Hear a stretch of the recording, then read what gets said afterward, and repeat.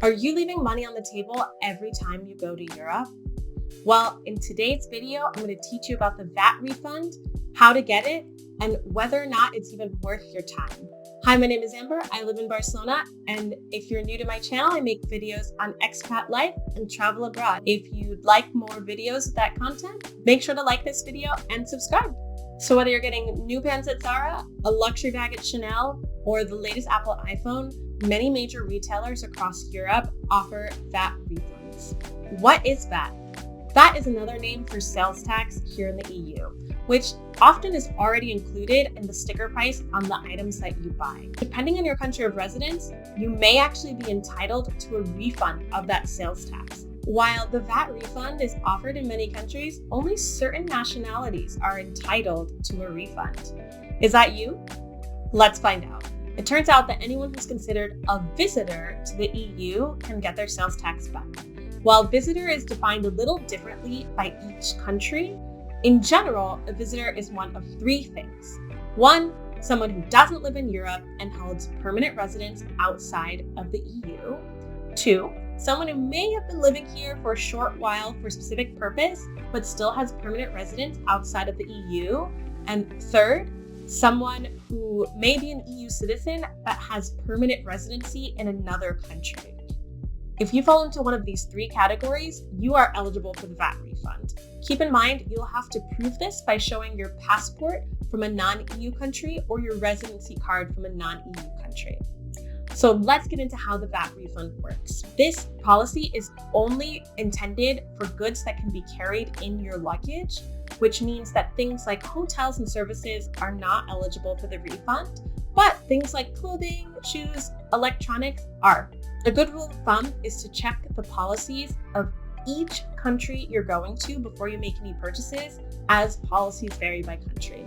VAT refunds are available at many major retailers throughout Europe. You'll often see a tax-free sticker in their window, or if you go up to the register, there'll be a tax-free sticker on the desk or a plastic placard that says tax-free. While some countries at the stores handle the tax-free refunds themselves, most of the time it will be handled by third-party companies such as Planet Payment, Global Blue, or Innova Tax Free. If you want a list of participating retailers tax-free in each country, go to these third-party websites. I'll also link them in the description below. The amount of the refund will vary based on several factors. First is the country of purchase, since each country has different rules and different amounts for their tax back percentage.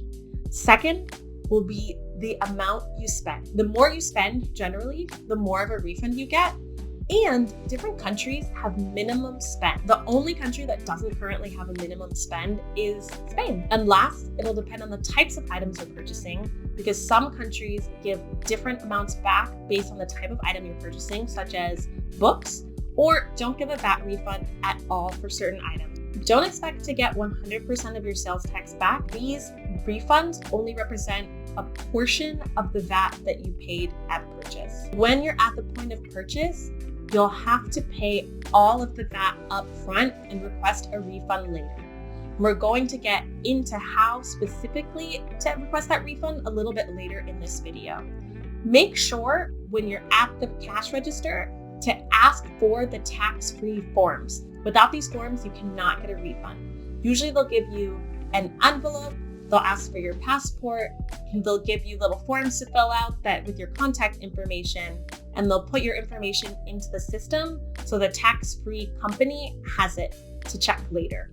Make sure you're meeting the minimum spend per store to request a refund. Often they'll tell you that at the cash register, but always check the rules of the country before traveling, just in case. After you're done with your purchase, make sure to take all those papers with you and keep them in a safe place, because you're going to need them later when you request your refund. Fun tip, if you're shopping at a department store, such as El Corte Inglés here in Spain, they actually have a storefront that will help you combine all your purchases of their shops so that you can turn it into one receipt and meet your minimum spend. So look out for that if you're ever shopping here. Now you have your goods, how do you claim your refund? Now there are a few rules to claiming this refund. The first is that you have to claim the money and exit the EU within 3 months of your purchase. The official rule is you have to claim it by the end of the third month. So for example, say you made your purchase on September 10th, you have until December 31st to claim your refund, because December is the third month and the 31st is the last day of that third month. You need to claim your refund on the day that you're exiting the EU. So this means you'll have to show a valid ticket or a boarding pass in order to get your money back. Another rule is that you have to have the goods you purchase unopened and with the receipts so they can be inspected at the time you ask for your refund. And the final rule is that you're only allowed to claim this refund at your port of exit. For example, you made a purchase in France, but you're exiting through Portugal. You will need to make that claim in Portugal because it needs to be when you're exiting the EU. Where can you claim this refund? While this is often done in the airport, some major cities have locations for the third-party companies where you can claim it in the city. Keep in mind, you're going to need proof that you're exiting the EU and your goods with you. Or some major train stations will give you a customs stamp, but trains can be a bit tricky because they may make you exit the train at the very last station in the EU in order to get a customs stamp. Check the tax-free rules of your country before making any purchases to understand what you'll have to do upon exiting the EU. If you're exiting through an airport by plane, like most of us, there are two scenarios that could happen. One is you purchase the goods in the country that you're exiting from. Two is that you purchase the goods in one country and you're exiting from another. I'm going to go through what would happen at the Barcelona airport because that's the one that I'm most familiar with, but this will be relevant for airports throughout the EU. Scenario one is the nicest one. You purchase your goods in Spain, you're exiting through Spain. So when you get to the airport, make sure you have your items in their bags with the receipts, you have your passport, and you have all your paperwork from the stores.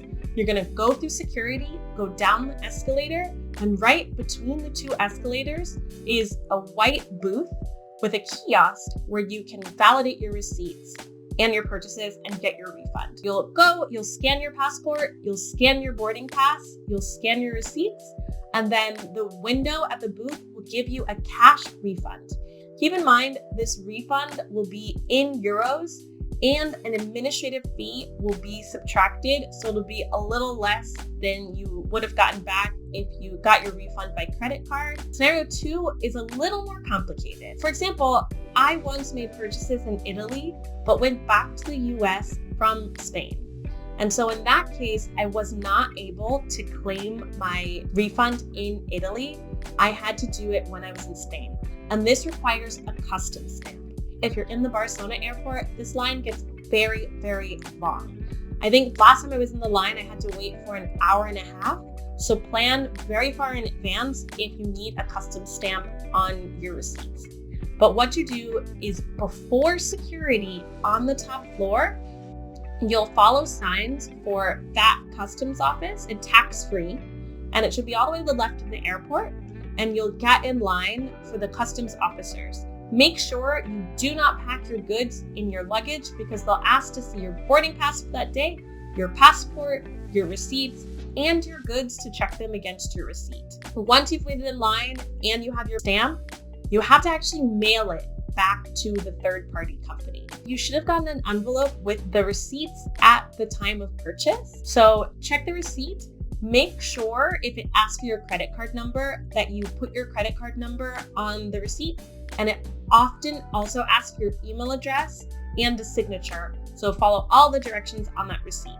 Then you'll seal it in the envelope, which should already have postage on it. And in the Barcelona airport, there's a little yellow post box right across from the customs office. So you seal your envelope and then you stick it in the post box and go on your way.